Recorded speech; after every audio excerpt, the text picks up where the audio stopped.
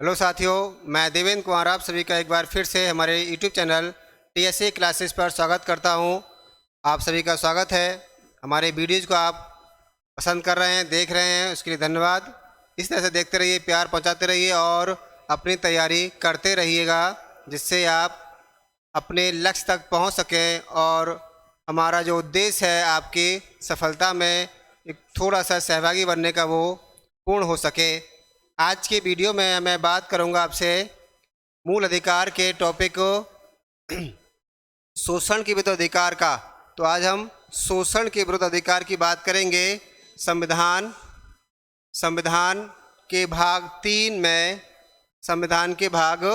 3 में दिए गए मौलिक अधिकार 12 से 35 के अधीन हमारे पास शोषण के विरुद्ध अधिकार नामक एक मूल अधिकार है, जो बात करता है, हमें रक्षा करता है एक्सप्लॉयटेशन से, शोषण से। और ध्यान रखिए, इसका अनुच्छेद है 23 और 24। ठीक है, यहाँ से अगर क्वेश्चन हमसे पूछता है तो एक तरह से पूछ सकता है, बताओ शोषण के विरुद्ध अधिकार का अनुच्छेद कौन सा है? 21 है, 22 है, 23 है या 14 है? तो इस तरह से अगर क्वेश्चन पूछता है तो हम बता पाएंगे कि शोषण के विरुद्ध अधिकार का जो अनुच्छेद हमारा मूल अधिकार में दिया गया है वो है अनुच्छेद 23। क्या है? अनुच्छेद 23 है। या अगर वो पूछ सकता है ऐसे इस तरीके से, तो देखिए 21 है, 24 है या 25 है या 28 है। तो देखिए बच्चों, यहाँ क्या हो रहा है, यहाँ हमारे 23 था और यहाँ 24 है। तो दो आर्टिकल्स हमारे दिए गए हैं इस अधिकार के अधीन, 23 और 24, जो कहलाएंगे शोषण के विरुद्ध अधिकार का। तो यहाँ आंसर क्या आएगा? 24 आएगा और यहाँ आंसर आएगा हमारा 23। क्वेश्चन क्या है? निम्न में से कौन सा शोषण के विरुद्ध अधिकार अनुच्छेद आपका सही उत्तर होगा इसका? तो ये आपका इस तरह से होगा। अगर देखिए अनुच्छेद 23, तो अनुच्छेद 23 में कहा गया है मानव दुर्व्यापार और बलात् श्रम का प्रतिषेध, इसे कहते हैं फोर्स्ड लेबर। बलात् श्रम का प्रतिषेध कहते हैं प्रोविजन ऑफ ह्यूमन ट्रैफिकिंग। तो ह्यूमन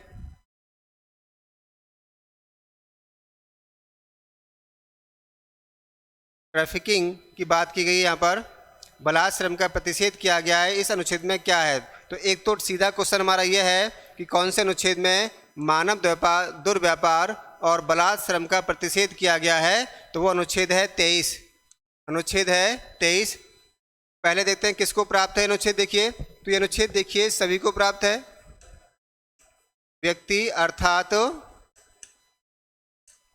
सभी, जिसमें आपके चाहे विदेशी हो या फिर नागरिक हो, तो सभी को प्राप्त है। व्यक्ति को प्राप्त है अर्थात सभी को ये प्राप्त है। और इसमें कौन कौन शामिल हैं? इसमें देखिए शोषण मानव मात्र का है, चाहे शोषण वो बच्चे का हो रहा है या शोषण महिला का हो रहा है या शोषण पुरुष का हो रहा है या न्यूट्रल जेंडर का शोषण हो रहा है। तो व्यक्ति मात्र है, पर्सन है, और पर्सन में ये तीनों ही आ जाते हैं। तो ये अनुच्छेद सभी को प्राप्त है। इनमें से बच्चों को, महिला, पुरुष और न्यूट्रल जेंडर, सभी को ये अधिकार प्राप्त है। तो सभी को आपके शोषण से विरुद्ध अधिकार दिया गया है। अब देखिए इसमें है क्या, इसमें क्या दर्शाया गया है? तो पहली बात इसमें हमारी मानव दुर्व्यापार आती है। तो पहला जो वर्ड है इसमें देखिए, पहला क्या है? मानव दुर्व्यापार, ह्यूमन ट्रैफिकिंग क्या है? इसमें हमें क्या अधिकार प्राप्त है? तो किसी भी प्रकार के मानव दुर्व्यापार को प्रतिबंधित किया गया है, दंडनीय अपराध है, जिसमें नंबर 1 शामिल है आपका मानवीय क्रय विक्रय। मानवीय क्रय विक्रय करना एक दंडनीय अपराध है। आपने सुना होगा, जब आप मध्यकाल पढ़ते हैं, प्राचीन काल पढ़ते हैं, तो एक टर्म आती है दास प्रथा। दास प्रथा जो है विश्व भर की एक बड़ी समस्या रही है और इसे आधुनिक काल में आके छुटकारा प्राप्त हुआ है ना। तो दास प्रथा दुनिया भर में थी। बड़े जो अधिक आपके बड़े जो ताकतवर लोग हुआ करते थे वो कमज़ोर और गरीबों को उनको कब्जा करके जीत कर उन्हें धोखे से या उनको लालच धोखे से या फिर उनको कर्जदार बनाकर गुलाम बना लिया करते थे, दास बना लिया करते थे और उनका क्रय विक्रय करते थे। पूरा बाजार हुआ करता था। हमारे अलाउद्दीन खिलजी के समय में 3 तरह के बाजार लगाए गए थे, जिसमें एक बाजार मनुष्यों के, दासों के क्रय विक्रय और पशुओं के क्रय विक्रय का बाजार हुआ करता था। तो इस तरह से दास प्रथा हुआ करती थी।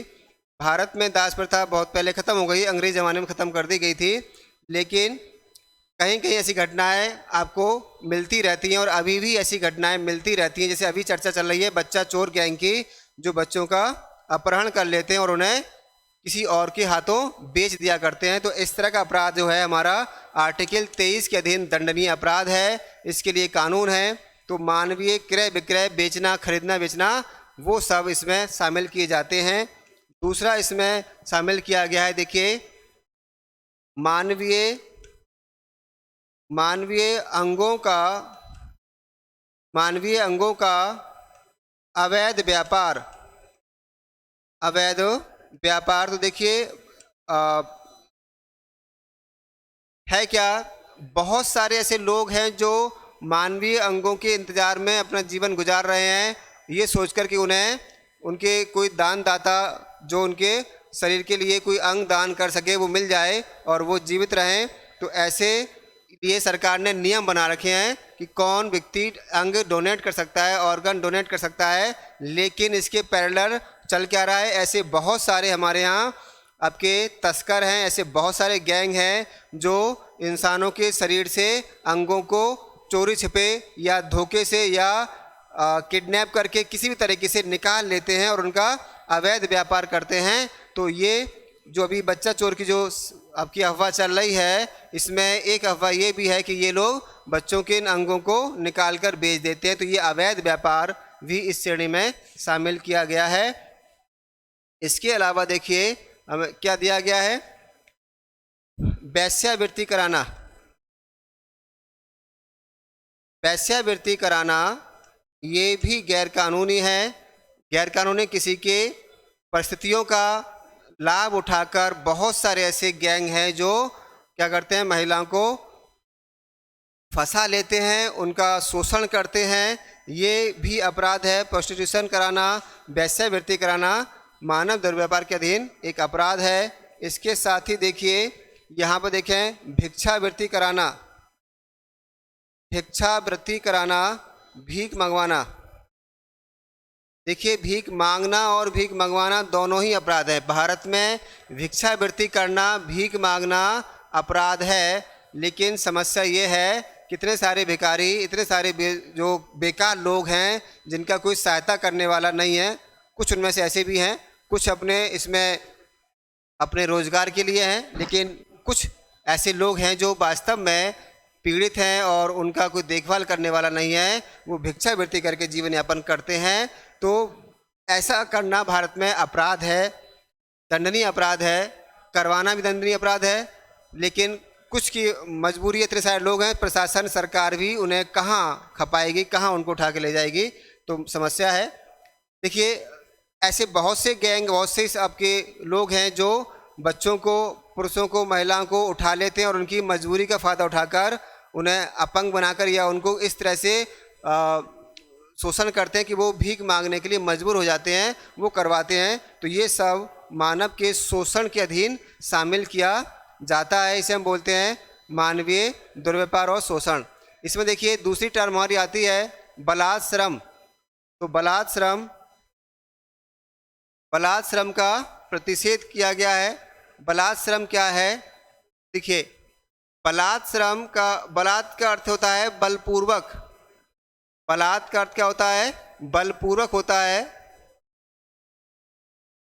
और इसमें क्या क्या शामिल है, इसको मनाही की गई। देखिए इसका अर्थ यह है कि एक तो देखिए इसमें बेगार नहीं कराई जाएगी, दो टर्म इसमें आती हैं, बेगार, और दूसरी आती है इसमें बंधुआ मजदूरी। तो आर्टिकल हमसे कहता है कि देखिए, एक तो किसी को बेगार नहीं कराई जाएगी, बिना पैसे दिए उससे कोई काम नहीं कराया जाएगा, और दूसरा बंधुआ मजदूरी, ये दोनों ही क्या हैं, प्रतिबंधित हैं, प्रोहिबिटेड हैं। अगर किसी के साथ बेगार कराई जा रही है, बंधुआ मजदूरी कराई जाए, तो इसका शोषण हो रहा है। वो आर्टिकल 23 का उल्लंघन का आरोप लगाकर 32 के अधीन सुप्रीम कोर्ट में केस दर्ज कर सकता है और संबंधित व्यक्ति को जेल पहुंचवा सकता है। अब देखिए, बेगार क्या होता है। बेगार का मतलब यह है कि बिना किसी मजदूरी के, तो बिना किसी मजदूरी के श्रम, बेगार हम बोलते हैं बिना पारिश्रमिक के श्रम। तो बिना पारिश्रमिक लिए अगर श्रम किया जा रहा है तो इसको बेगार कहते हैं। देखिए, बलात् श्रम का एक अर्थ और ये है कि बिना इच्छा के विरुद्ध कोई कार्य नहीं कराया जाएगा। विरुद्ध कार्य नहीं करा सकते, तो किसी भी व्यक्ति से नहीं करा सकते। ध्यान रखें, ये आर्टिकल कहता है अगर कोई व्यक्ति उसकी इच्छा के विरुद्ध कार्य कराया जा रहा है तो इसको हम बेगार या बलात् श्रम कहेंगे। और भले ही चाहे आपने उसका मूल्य किसी को चुकाया है, उसके बावजूद इच्छा के विरुद्ध कार्य कराना शोषण में काउंट किया जाएगा। बेगार का अर्थ ये भी है कि बिना पारिश्रमिक के अगर कोई श्रम कर रहा है तो ये बेगार कहलाएगी। लेकिन अगर कोई ऐसी परिस्थितियों में काम कर रहा है जहां उसे कम वेतन दिया जा रहा है, तो इसको भी सुप्रीम कोर्ट के अनुसार बेगार में काउंट किया जाता है। ऐसे बहुत सारी समस्याएं हमारे समाज में रही हैं, जहां प्राचीन काल में या मध्यकाल तक हम देखें, लोगों से अंग्रेजी काल में भी क्या होता था, बेगार कराई जाती थी। जैसे जमींदार किसानों से कहते थे कि पहले हमारा खेत आप जोतिए, बोइए, उसके बाद अपने खेत में काम करिए, और उस खेत में, जमींदार खेत में काम करने के लिए किसानों को पैसे भी नहीं मिलते थे। बंधुआ मजदूरी का तात्पर्य यह है कि पूरे परिवार को या लोगों को एक तरह से किडनैप कर लिया गया है या उनको बंधुआ रूप में बना लिया गया है, बंधुआ मजदूरी कर ली गई है। तो बंधुआ बना लिया गया है और उनकी सैलरी रोक ली गई है या उनको बलपूर्वक काम कराने के लिए विवश किया गया है। तो ये सब हमारे आर्टिकल 23 का पार्ट है। अनुच्छेद 23 के अनुसार ये हमारा शोषण के विरुद्ध अधिकार में काउंट किया जाएगा। इस तरह से किसी भी प्रकार का कोई शोषण किसी भी पर्सन का यहाँ नहीं होना चाहिए, यही कहता है अनुच्छेद 23। अब देखिए, इस 23 में इसको जब तक 23 को लागू करने के लिए इसकी संगत विधि ना हो तब तक इसका कोई फ़ायदा नहीं है। तो संसद को अधिकार दिया गया है कि अनुच्छेद 35 के अनुसार, अनुच्छेद 35 के अकॉर्डिंग भारतीय संसद आर्टिकल 23 को लागू करने के लिए, 24 को लागू करने के लिए विधि बना सकती है। और ऐसी विधि देखिए, एक है हमारी अनैतिक व्यापार निवारण अधिनियम 1956, जो ह्यूमन ट्रैफिकिंग और इस तरह के कृत्यों को रोकती है। और दूसरी देखिए, बलात् श्रम के लिए हमारे पास एक विधि है, बंधित श्रम प्रति उत्साधन अधिनियम 1976, ये संसद द्वारा बनाया गया अधिनियम है। और इसके अलावा और बहुत सारे एंटी ट्रैफिकिंग हमारे पास कानून हैं। बच्चों के लिए, महिलाओं के और पुरुषों के शोषण को रोकने के लिए कानून सरकार द्वारा, संसद द्वारा बनाए गए हैं। तो ये है हमारा अनुच्छेद 23, जिसे कहते हैं शोषण के विरुद्ध अधिकार। ठीक है, अगला जो आर्टिकल हमारा इस ग्रुप में दिया हुआ है शोषण के विरुद्ध अधिकार में, वो है अनुच्छेद 24। और देखिए, इसे कहते हैं बाल श्रम का प्रतिषेध। बाल श्रम का अर्थ क्या है? तो देखिए, ये अधिकार जो है बालकों का है। ठीक है, ये अधिकार किसका है? बालकों का अधिकार है। बालक कौन से? 14 वर्ष से कम आयु के बालक। तो बालक कौन से? 14 वर्ष के कम आयु के बालक। ये अधिकार देता है बाल श्रम यानी बाल मजदूरी। तो किसी प्रकार की बाल मजदूरी है ना, चाइल्ड लेबर जो है प्रोहिबिटेड है, प्रतिबंधित है। बच्चों से श्रम नहीं कराया जाएगा, ये कहता है अनुच्छेद 24। अब 24 में देखिए क्या है, 14 वर्ष से कम आयु के बालकों को किसी कारखाने में खान माइन में, है ना, तो माइनिंग नहीं कराई जाएगी। किसी फैक्ट्री में उसे नियोजित नहीं किया जाएगा। और साथ ही साथ ऐसा कोई कार्य जो संकटपूर्ण हो सकता है, जो इसके स्वास्थ्य के लिए जोखिम भरा हो सकता है, उसमें उसे नियोजित नहीं किया जाएगा, लगाया नहीं जाएगा, ये अनुच्छेद 24 कहता है। तो ये बच्चों के लिए है। बालक देखिए हमारे यहाँ क्या है, बालक का जो श्रेणी है भारत में वो कही गई है 14 वर्ष से कम के लिए है। और देखिए संसद ने इसमें विधि बनाई है और संसद के अनुसार अब जो है अन्य कार्य भी इसमें शामिल कर लिए गए हैं, चाहे वो घर हो, होटल हो, ठीक है, कोई दुकान हो या कृषि में नियोजन हो, इन सब क्षेत्रों में भी बच्चे को नियोजित नहीं किया जाएगा। अगर ऐसा होता है तो उसके खिलाफ कार्रवाई होगी, जेल जाने के साथ साथ जुर्माने के साथ साथ जेल जाना भी पड़ सकता है। ये व्यवस्था दी गई है, एक छूट दी गई है इसमें, और छूट ये है कि घरेलू कार्य में स्कूल टाइम को छोड़कर, स्कूल टाइम के अतिरिक्त, यानी जब स्कूल टाइम ना हो के अतिरिक्त नियोजन वैध है। यानी कि अर्थ ये हुआ इसका कि अगर स्कूल के आने के बाद बच्चे को खेत में किसी कार्य में लगाया जा सकता है या दुकान पर कोई व्यवस्था है तो वहाँ वो कुछ देर के लिए बैठ सकता है, ये गैर कानून नहीं माना गया है। लेकिन वो कार्य पारिवारिक होना चाहिए, वो व्यावसायिक, बड़ी व्यावसायिक गतिविधियाँ नहीं होनी चाहिए, पारिवारिक कार्यों में लग सकता है।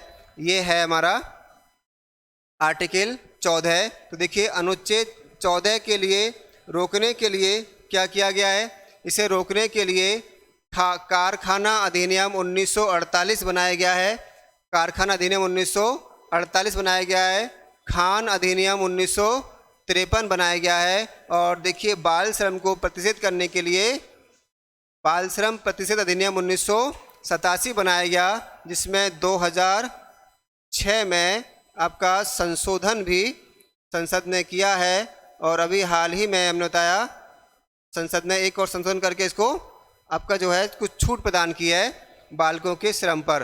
अब देखिए बालकों का श्रम जो हो रहा है बड़ी एक विकट समस्या भारत जैसे देशों में, जो गरीब देश या विकासशील देश हैं, जहां आबादी अधिक है, अधिकांश आबादी गरीबी के दंश से झेल रही है, उस अवस्था में बाल श्रम बड़ी समस्या है। बालक जो होते हैं इन गरीब परिवारों के लिए पूंजी की तरह होते हैं, जो शाम को जब वो कुछ करने लायक होते हैं, 7-8 साल 10 साल के होते हैं, तो शाम को उनके लिए क्या लाते हैं, अगर बच्चे 5 या 6 बच्चे घर में हैं तो शाम को अपना कुछ न कुछ अर्जन करके लेकर आते हैं, जिनसे उनका घर चलता है। कई मामलों में ये समस्या है, तो कुछ मामलों में कुछ परिवार बहुत ही आपके असंवेदनशील होते हैं, जो अपने बच्चों को श्रम जानबूझ के करवाते हैं, जबकि वो बच्चों का पालन पोषण कर सकते होते हैं। तो दोनों तरह की समस्याएं हैं। देखिए बाल श्रम के क्षेत्र क्या क्या हैं, तो भारत में तो लगभग हर क्षेत्र में श्रम होता है, कृषि से लेकर औद्योगिक क्षेत्रों में श्रम हो रहा है। जैसे मुरादाबाद क्षेत्र में देखें तो आपको हर जगह होटलों पर तो मिल ही जाएंगे, दुकान चाय की दुकानों पर लोग मिल जाएंगे, दुकानों में मिल जाते हैं बच्चे, और साथ ही साथ जो आपका कारखाने हैं उनमें मिल जाते हैं, और कालीन उद्योग से लेके स्पोर्ट्स इंडस्ट्री तक में बहुत जगह बच्चों का नियोजन किया जा रहा है। उसके लिए हमारे पास हमारे नोबेल विजेता कैलाश सत्यार्थी और बहुत सी संस्था हैं, इनके लिए कार्य कर रही है, सरकार काम कर रही है। उसके बाद भी जैसे कि भारत एक क्या है, गरीब देश है, समस्या हैं, तो ये समस्या अभी सुलझ नहीं पा रही है। जापान जैसे देशों में, इंग्लैंड जैसे देशों में 18 साल तक की जो बच्चे होते हैं, आबादी होती है, वो टोटली डिपेंडेंट होती है, दूसरों पर निर्भर, यानी अपने पेरेंट्स पर निर्भर होती है। जबकि भारत जैसे देशों में बच्चे जल्दी इंडिपेंडेंट हो जाते हैं। तो ऐसी अवस्था में देखिए इंडिपेंडेंट होना अच्छी बात है, लेकिन समय के साथ 18 साल के ऊपर इंडिपेंडेंट होना अच्छी बात है, लेकिन उससे पहले ये मजबूरी कहलाती है, समस्या है। तो ये हमारा क्या है, अनुच्छेद 24 है। अगर अनुच्छेद 24 का उल्लंघन होता है किसी बच्चे का, अनुच्छेद 24 के उल्लंघन पर और कौन से अनुच्छेद प्रभावित होते हैं उल्लंघन पर, आर्टिकल देखिए 14, आर्टिकल 15, आर्टिकल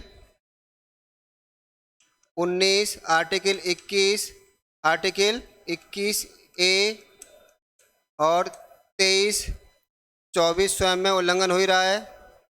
और देखिए 41, साथ ही साथ 45, इतने सारे अनुच्छेदों का उल्लंघन होता है। जैसे अनुच्छेद 14 समानता नहीं मिल रही है, 15 में यह है कि उसके साथ क्या हो रहा है, शोषण हो रहा है, 19 में स्वतंत्रता उसे प्राप्त नहीं है, और 21 अनुच्छेद 21 जीवन का अधिकार उसे नहीं मिल पा रहा है, जीवन का अधिकार उसे नहीं मिल पा रहा है। 21A शिक्षा का अधिकार नहीं मिल रहा है उसे, 23 शोषण हो रहा है बच्चे का, और 24 में खुद आपका हम पढ़ के आए हैं अभी इसको, 41 शिक्षा स्वास्थ्य का अधिकार नहीं मिल रहा है, 45 शिक्षा का अधिकार नहीं मिल रहा है। इस तरह से बच्चे का शोषण हो रहा है। तो ये हमारा 23 और 24 शोषण के अधिकार है। इसको हमने अभी देखा, इसको पूरे वीडियो देखिए, आपने देखा है, समझिए और एग्जाम में आने वाले क्वेश्चन को सॉल्व करिए। कोई प्रॉब्लम हो तो कमेंट द्वारा या हमें मैसेज कर अपना इस समाधान को करा सकते हैं। धन्यवाद।